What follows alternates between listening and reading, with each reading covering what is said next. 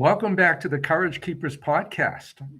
I'm your host, John Yeager, and today we're diving into a pathway that's often misunderstood: competence.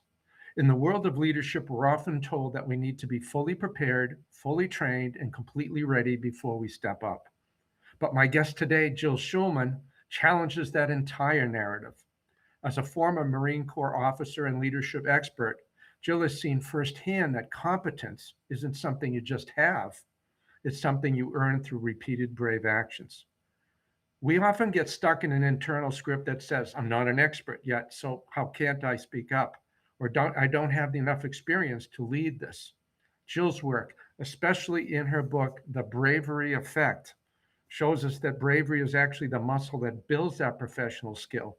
Mhm. She teaches us that confidence doesn't always come before the work, it follows the action. Today, Jill and I are going to talk about how to move past white knuckling through your insecurities and instead use her brave and poised frameworks to find your footing. We're going to explore how we can treat bravery as a tool to build real, lasting competence, okay, in the classroom, in the boardroom, and beyond. So if you've ever felt like you're waiting for permission to feel capable, this episode is for you. About Jill. Jill Schulman is a leadership development expert, keynote speaker, and author of the Bravery Effect, specializing in the science and practice of bravery. She's a former U.S. Marine Corps officer and the founder of the Breakthrough Leadership Group. She brings a powerful combination of military experience, corporate leadership, and positive psychology expertise to help individuals and organizations cultivate brave mindsets, actions, and relationships, leading to higher performance, greater impact, and improved life satisfaction. Jill holds a master's degree in applied positive psychology from the University of Pennsylvania and has worked extensively with ambitious leaders across industries, including pharmaceutical, life science, and fitness. Jill lives in Southern California with her husband, two daughters, and their adorable English cream golden retriever. Jill and I met actually through the network and connections of the UPenn Masters in Applied Positive Psychology program. And I've been really looking forward to our time here together. Welcome to the show, Jill. Thank you so much for having me. I've been looking forward to this conversation for a long time. Wonderful, wonderful. Your book, The Bravery Effect, is a masterclass in turning courage into Mhm, skill. mhm. By blending a compelling narrative with the science of conquering fear, you've created a roadmap for leading and living with greater impact. I recently viewed your TEDx talk on bravery. I was really moved by it, especially your opener. And I'd love for you to share with our audience a little bit more about your Yeah. opener and how powerful that is. Yeah. I feel like I first learned about bravery when I was on the journey to earn the title of United States Marine. So, for your audience, I'll tell the story. Um, I was 19 years old and I was standing on a platform 40 feet in the air. And in front of me, there was a rope, and it was extending down more than 100 feet in front of me to the ground below, to another platform that was near the ground.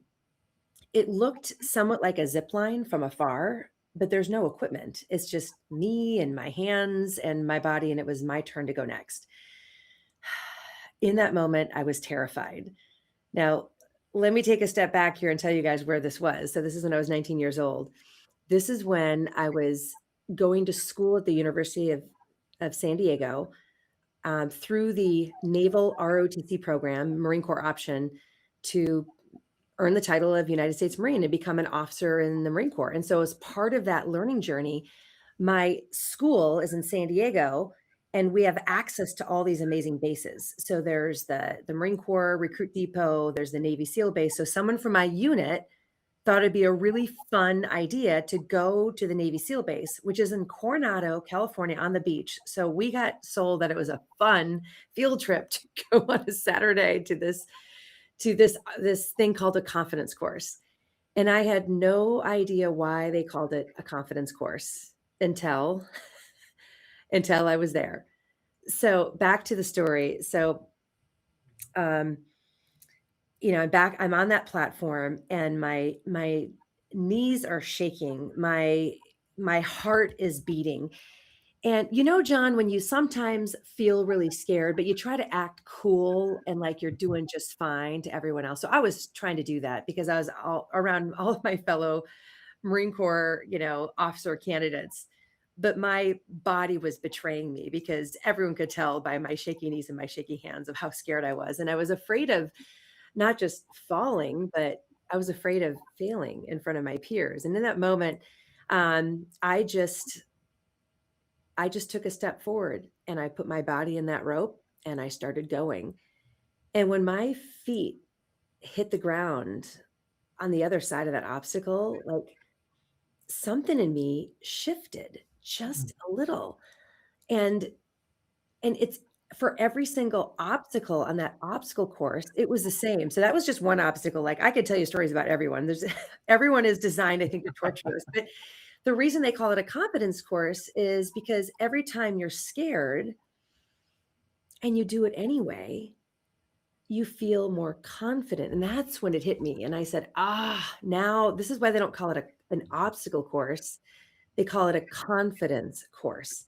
So that day it is so clear in my memory because I don't think I've ever been more physically afraid and never felt more just invincible after accomplishing those obstacles.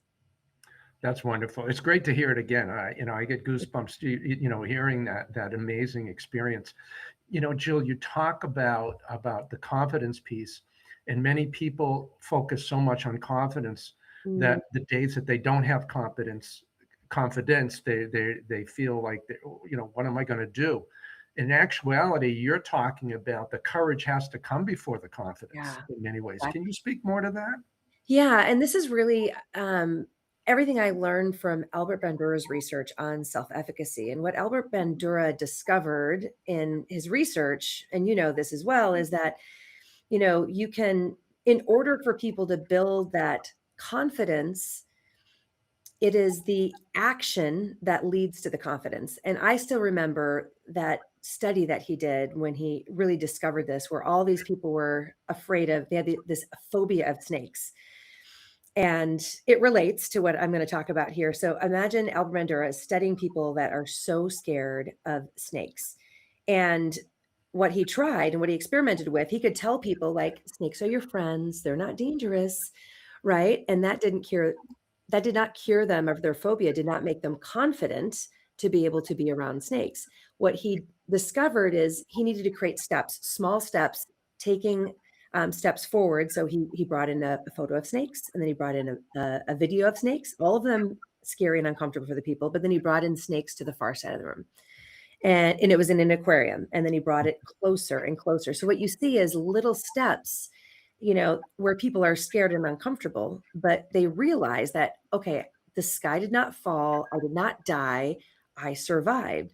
So now the amygdala is just calming down a little bit, realizing that this isn't as scary as I thought. So this is where it's the chicken and the egg. Like you've got to be brave enough to take the little step. And that Mm. brings a little confidence. And then that little bit more confidence allows you to take the next step, and it goes on and on. So, what we've learned from Albert Bandura is that confidence does not come first to take a step. It is the step first that builds the confidence. And how many times do we see this in life where people say things like, "Not yet. Not yet. I'm not quite ready yet." And they wait. Or, I'm just not feeling confident, so I'm gonna wait until I do feel confident. And what ends up happening is people sometimes they just never feel ready and never take that step, or they wait so long. So I'm just so interested in helping people. How do people develop the bravery to take those steps earlier? And the reason I called the book The Bravery Effect is just imagine someone's life if day in and day out, there's little things that were aligned, things that they wanted to do and things that they should do for them to achieve their goals and live their best life. But in all those little moments where they don't feel quite ready yet, they hesitate and go, "Oh, not today, tomorrow." And it could be speaking up in a meeting. It could be maybe volunteering to take on the leadership of a project. It could be walking up to someone that you want to ask on a date. It could be any of these things, right? But imagine the person that continually decides to step back in the presence of fear and not take the step. What happens to that person, and that's why I'm so passionate about it, is their self-confidence decreases, their and if you really think about the consequence of this, when their self-confidence decreases and they're less apt to take a step, they keep getting more and more comfortable. They're less apt to take that step. So they're giving fear more power, right? And if you give fear more power because you're scared of taking that step, then your world gets smaller. And just one other piece of evidence I want to cite is, all the evidence when it comes to experiential avoidance is another thing that just made my jaw drop. When people avoid what they fear, so experiential avoidance, like something's uncomfortable, they don't feel ready yet, so they just don't do it, right? Experiential avoidance actually is predictive of anxiety and depression. Right, so researchers followed more than 2,400 adults over 4 years and found that experiential avoidance predicted higher levels of anxiety and depression, and so that's why I just look at the world. It's what motivated my research in my book is I just, I see the data on the highest levels of anxiety and depression, and everyone keeps avoiding what's uncomfortable and what they're scared of to be happier and waiting until they feel ready to take a step. Like, this is not the solution. We need to teach people to be brave. Take that brave step. I mean, it doesn't have to be taking, a leap and saying, I want to climb a mountain and I've never done one and tomorrow I'm going to go to Everest. Like that's too far, but it's just taking the Sure. little steps like Mandura talks about. That's fascinating. The idea of experiential avoidance and it's almost counterintuitive, where people actually, will have higher levels of anxiety and Mm, depression there too. You talk about some of the research on fear avoidance, but also the notion of how we grow through discomfort. mm, And I've told many people being courageous is not necessarily fun. mm. It's once you're confident, yeah, that's pretty good shape. But this notion of feeling discomforting, okay, being uncomfortable. Can you speak a little bit more to that? Yeah, definitely. I'm so glad you asked. And I want to just start with I want to go back to the Marine Corps days. We used to have a phrase and it was embrace the suck. Have you Mhm. ever heard that? Yes. Right. We've got it on t-shirts, we've got it in water bottles. Some people have it tattooed on their body.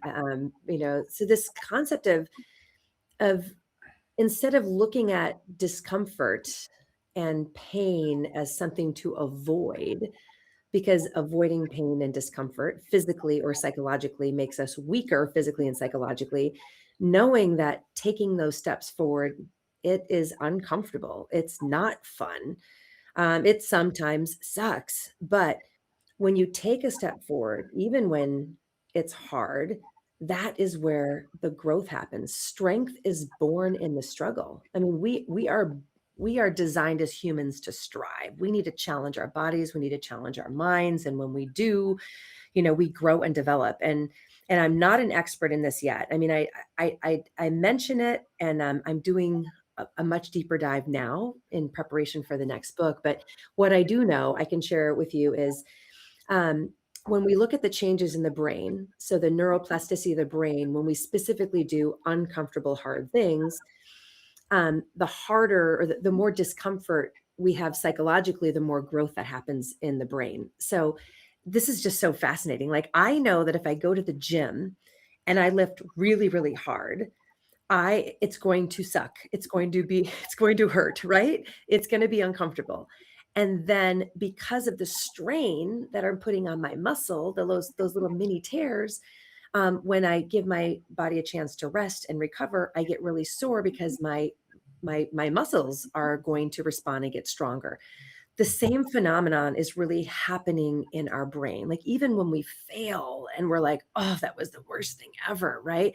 That is where we're seeing changes in the brain, right? And in the ACC, specifically the mid-cingulate cortex, is where we see some of these changes in when they do MRIs of the brain. But then there's also changes in the functional MRI, so the lighting up the neural pathways in the brain. Mhm. So that's where, and I explain the mechanism, because at least for me, and I feel like some of my audience members, like, if you understand the mechanism, like, okay, if I do something that that is scary. If I take a step forward in the presence of fear, which is what bravery is, and it's not going to be fun, at least I know that that is where I'm growing. If you know you're growing, you're more apt to take the step. Mhm. Yeah, fascinating, fascinating. And so, based on that, how do you help people develop a brave mindset? Yeah. So in order for people to take that brave step, I mean, we have to start off by winning the battle in our minds first. And so the way that I do that, there's four things that I teach in my workshops, or if I do a keynote and I just focus on brave mindset, and that is we start with believing that it's possible that you can do the hard thing. So I really cite Carol Dweck's research on growth mindset because sometimes people think I could never do that. I could like even when people say like, "How could you become a Marine?" Like, I could never do that. I'm like, anyone could become a Marine if they wanted to. It's just a matter of believing if you can. So if someone says, "I could never do a pull-up," and we ask that person to add the word yet, which is what Carol Dweck, used as one of her interventions to teach people the growth mindset. And you say, "I can't do a pull-up yet." It just opens the door of possibility and it shifts people from a fixed mindset saying, "It's not possible. I don't have the body to be able to do it. It's not possible for me," to saying, "It's possible. I just can't do it yet." And there's actions I can take. I have agency. There's things that I can do in order to be able to do that. And it's not going to be easy. Right. So as you know, she's done a majority of her research with kids, like kids that say, like, "I'm just not good at math." And kids that say, "I'm not good at math yet," it changes their behavior to try math, to persist through challenges if we just believe it's possible. So I always start with growth mindset. So that's foundational, number one.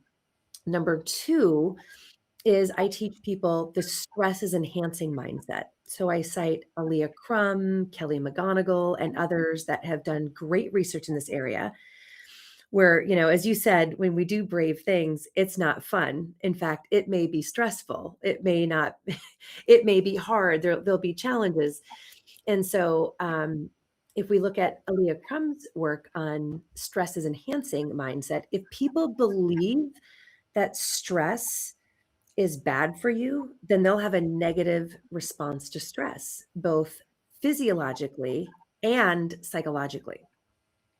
If people believe that stress is enhancing, like, "Oh, I'm feeling stress. This is my body preparing me to perform at my best. This my heart beating really fast.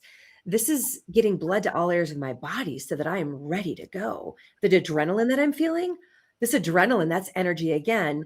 This is our evolutionary roots, our evolutionary biology. When you feel that stress, sometimes we think it's bad, we should avoid it. But I want people to realize when you feel what you perceive as stress, right? You're being challenged, but your body is preparing you to perform at your best.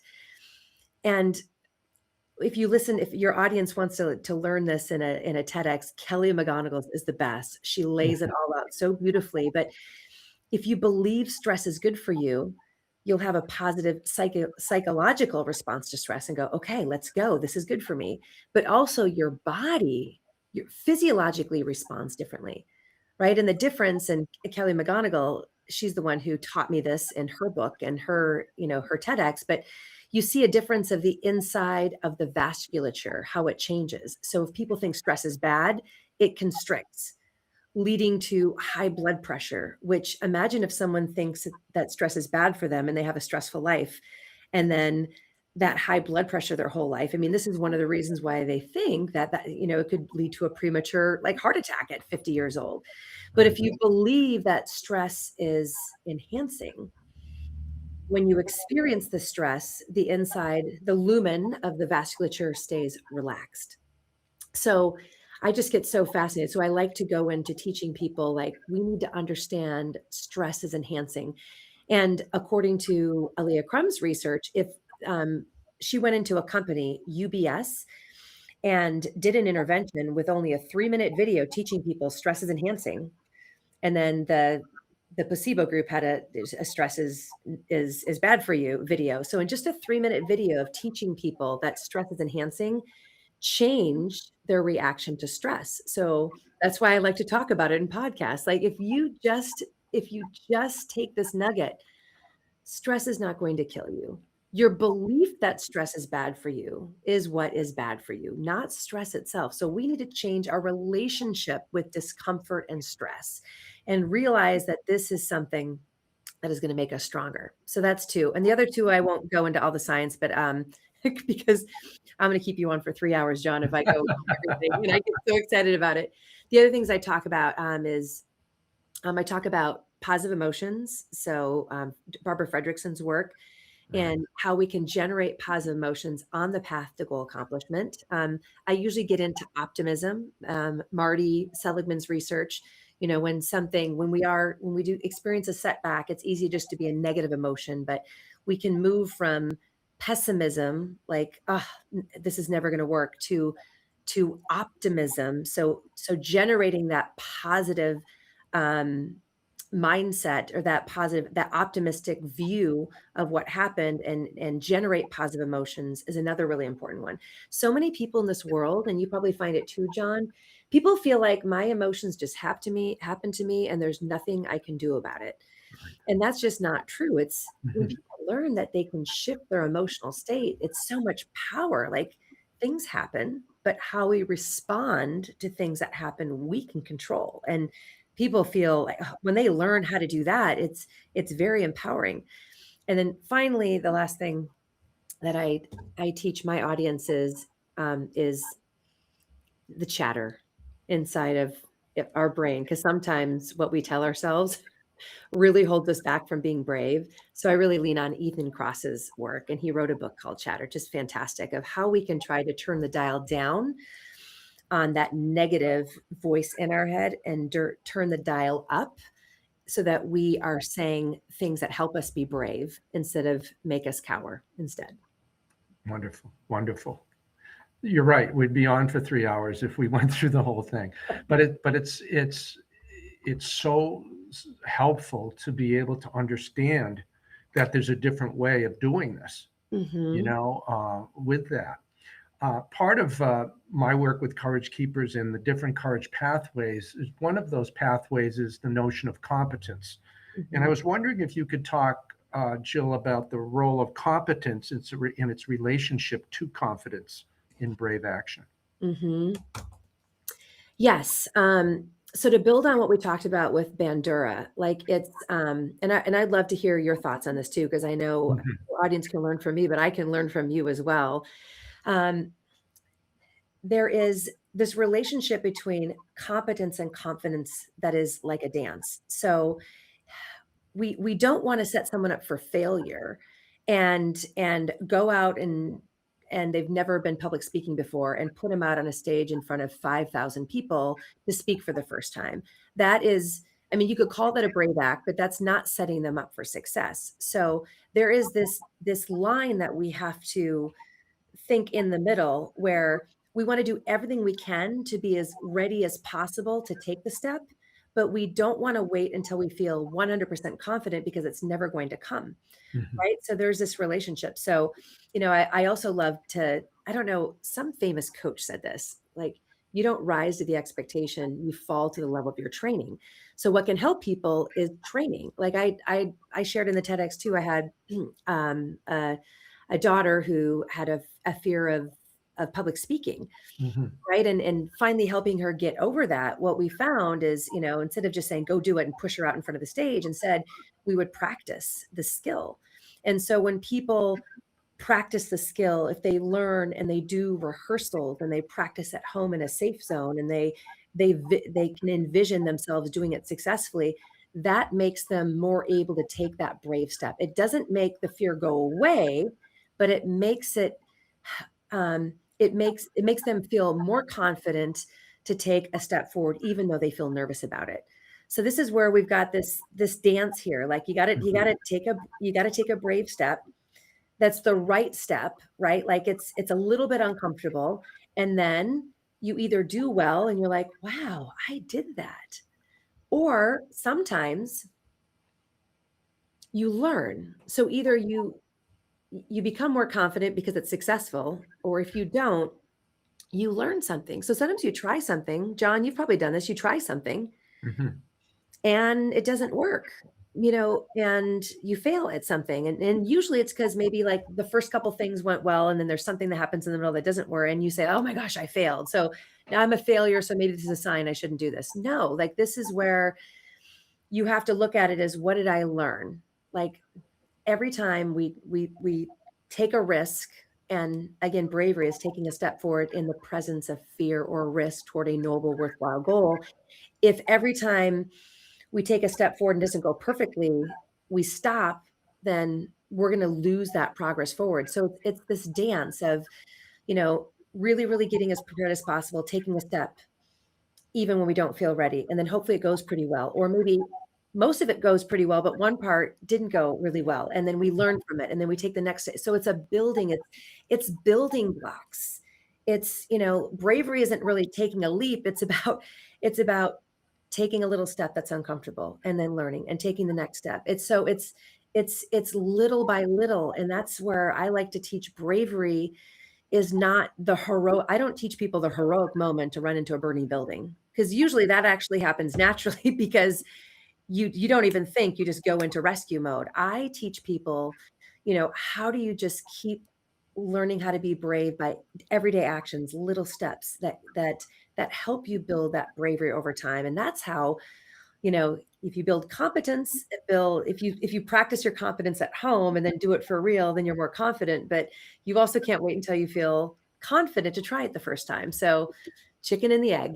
But I want to hear you, because I know that you do so much work in this area, and I have something I could probably learn from you. So I'd love to hear your thoughts.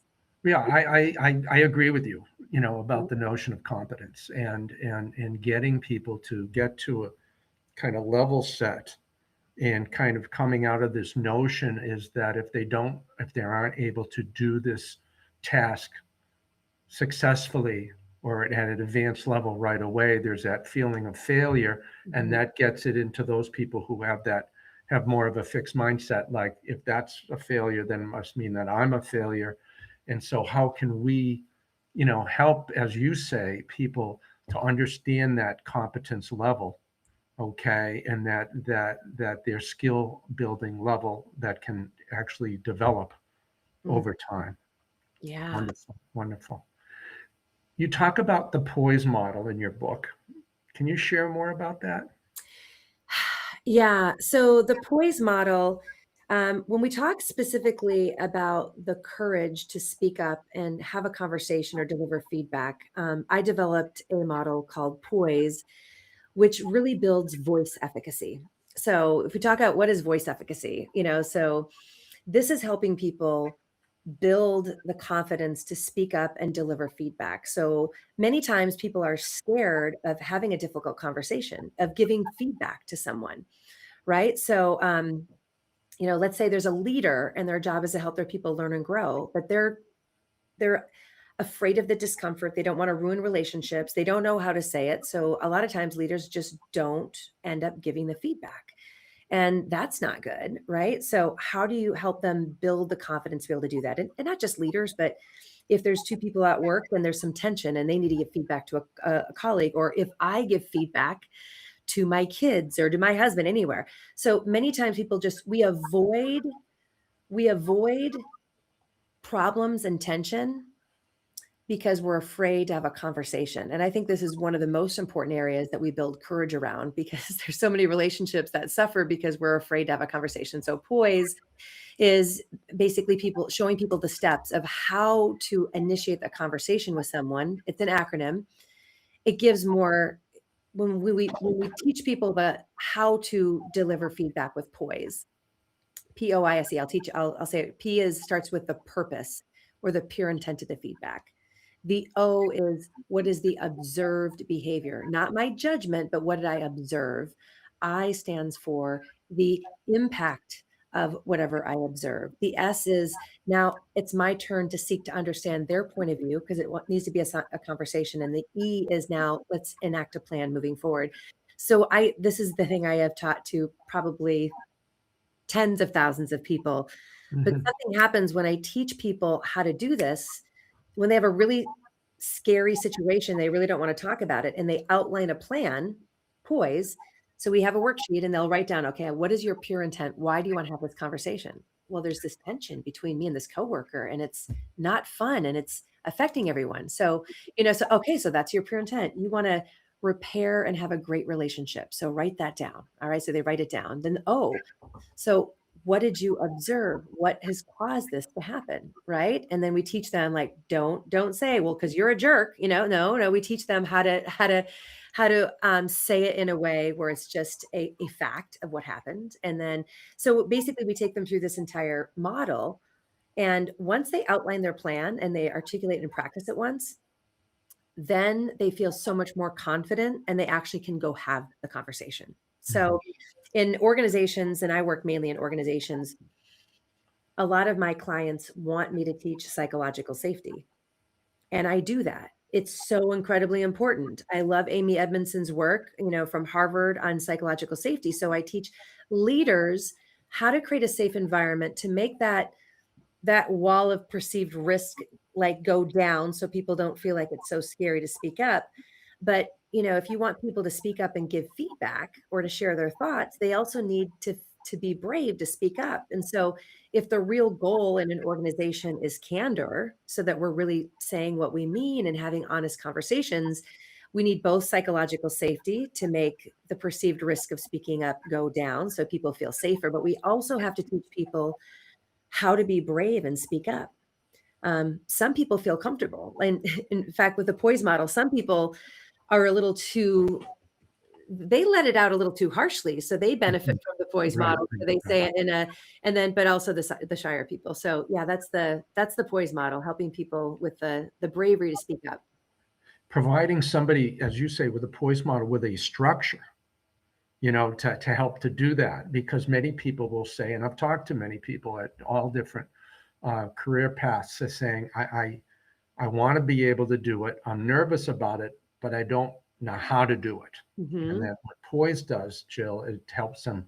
It gives them the how to, and actually in many ways the motivation, because once they feel that they can do it, as you say, it they feel they have more competence at it, which actually helps to build their confidence. Yeah, Yeah. wonderful, wonderful. Um, can you tell our audience a little bit more about what are some even simpler, not simpler, but other practical applications that people can use to build their courage muscle? Just some last tips to line up is, or to outline here is just don't wait. So to do things first thing in the morning. So I call this attacking the day. So a really great practical strategy for you to build your bravery muscle is we need to work on the mindset pieces that we've already talked about. But the only reason I teach mindset is so you actually take the action. And you will be so much more successful if you decide to do the brave things first thing in the morning and not wait until later in the morning. And most people, you wake up in the morning and you do the easy things. You make the coffee, you check the email, you fold the laundry, but there's the brave thing that you need to do. You keep putting it off and you keep putting it off. We do this at work, we do it at home. And then the end of the day happens and you're like, tomorrow. So this comes from Roy Baumeister's research, where Right. he says we only have a finite amount of psychological resources. So think of it as willpower. So you get up in the morning and you decide you're going to dive right into the hardest thing that you need your bravery to do because you're going to be so much more apt to do that. And I love the analogy of think of your brain is on full power in the morning and you've got the most psychological resources to do the brave thing first thing in the morning. And at the end of the day, you're like on the little red, that final red bar. And sometimes we wait until the end of the day to try to do the brave thing. Well, this is why we're not getting it done. And this is why we procrastinate. So if you can develop this habit and you should decide not in the morning what you're going to do, right? Let's think of even, Goldwitzer's implementation intentions. I want you to decide before you go to bed, I want you to decide what will my day look like tomorrow? And what will I do in what order that is going to um, be the most successful day for me, whatever that is. And so You plan your day and you front load the hardest things first. I tell my corporate clients, like, please do not have meetings from 8 to 11 o'clock in the morning. Let them get some deep work done first. And when people do this, it's amazing. So when you jump right in, you don't think about it. So do not even give yourself a chance in the morning to make a decision on what you're going to do. Decide the night before. Here's what I will do, right? Here's what my day will look. I'm going to get up. I'm going to go to the gym for 35 minutes, and then I'm going to come home. I'm going to shower, and then I'm going to jump right into my first work task. That's the hardest thing. You preload the decision the night before. The last thing you do on maybe that Sunday night is you plan what your Monday is going to look like, and you do not have to make a decision in the morning. You jump right in and you attack your day. And that's what we say, like Marines, we don't get up if we want to be successful. We don't get up in the morning and go, oh, I should like wake up and get some coffee. What should we do today? No, we do that hardest thing first. And so when people do that, and by 10 o'clock in the morning, they've gotten 3 really hard things done, you know what happens? They have a dopamine hit. They feel amazing and they get momentum and they feel more confident and they just get going. So I think that's just one practical tip. Do the mindset stuff, but just this is for you. And this is the most pure way of having a self-care day. Mhm. Self-care is not getting up or pressing snooze and sleeping in and then not doing your to-do list and sitting on the couch and watching TV and eating chocolate. That is a self-sabotage day. So a self-care day is you keeping promises to yourself. So I want your audience to do this and say, like, what am I gonna feel great about at the end of the day? What will I feel fantastic about at 6 o'clock PM tonight if I do these things? And that is true self-care because then at 6 o'clock in the evening, you're gonna look in the mirror with pride and go, I did that. I had a great day. Then you can relax and you can feel good about yourself. And you know about me, John, is I am not very woo-woo. Like in positive psychology, we've got a lot of people who are very, they're so warm and there's just rainbows, butterflies, Right. so positive. Like I am not that way. I'm the bravery girl, do the hard thing, but I got to bring in a little bit of my softness here. The real reason I care about people learning the skill of being brave is they're going to change their relationship with themselves. Right. They're going to love themselves more. Their self-esteem is going to go up and they're going to be happier because they do those hard things. So I guess that's my last tip. And I went on for a little bit there, but that Wonderful. That's wonderful. I mean, that's action oriented. People can once they listen and watch this podcast, that's something they can put together right away the night before the next day, which is Mhm. wonderful. Yeah, Well, win the morning, and the rest of the day is going to go great. So, and like now Mel Robbins is not anyone I would cite for anything academic, but she's an amazing person to bring ideas. So she had that book 5 4 3 2 1 that everyone knows. So I love it. Like that's something she like popularized. So get up in the morning and go 5 4 3 2 1. Don't think about should I get up, should I not? Like just jump right into action. that's wonderful. Jill, please tell us how our audience can contact you for more information and to get in touch with you about possibly speaking to their organizations. Yeah, the best way to get in touch with me is just go to my website. And in my website, you can reach out to my team through the contact me. But also my website, I do give away free things. So if any of this is of interest to you, I have created a free bravery assessment. It takes about 2 minutes to take. It's really quick. Mhm. But then I give away a free bravery blueprint. And it gives you a chance to identify what is one of your self-concordant goals that you've really been wanting to do for a long time, but you're a little scared. Just you're waiting until the time is ready. And it basically is a 5-page workbook for you to take everything that I've been talking about. It's mindset, it's behavioral psychology action, and then it's also some of the social psychology and building the next network. So please go to my website, download these free tools and then share them because I'm on a mission. I want to help the world realize that the path to your happiest best life is not seeking comfort. every moment of the day. It's actually taking the steps that are sometimes uncomfortable that will allow you to make the biggest impact in the world, and you're going to be so much happier. So yeah, my website is great, and then I'm probably most active on social media on LinkedIn, but also I've had to be brave myself and get on Instagram and Facebook and all of those. And what would be great is if your audience would follow me, because I try to give at least 3 tips a week. So if any of this has been great, and social media isn't inherently bad, it's just what you look at. So if you're going to be on social media, follow me, follow other people that are going to inspire you to do these great things. And I try to do that consistently for my audience. Well, you inspire me, Jill. So thank you so much. I appreciate this. And, I so appreciate you sharing these. They're not just tidbits. They're very practical ways that we can make shifts in our lives to increase our performance, then also increase our life satisfaction. Yeah, Thank you very much for being on our show today. absolutely. Thanks for having me. Have a good one. Have a brave Thank, day. we will. And we look forward to seeing all of you folks at our next podcast on the courage pathway of confidence. Thank you very much, everybody, for tuning in today.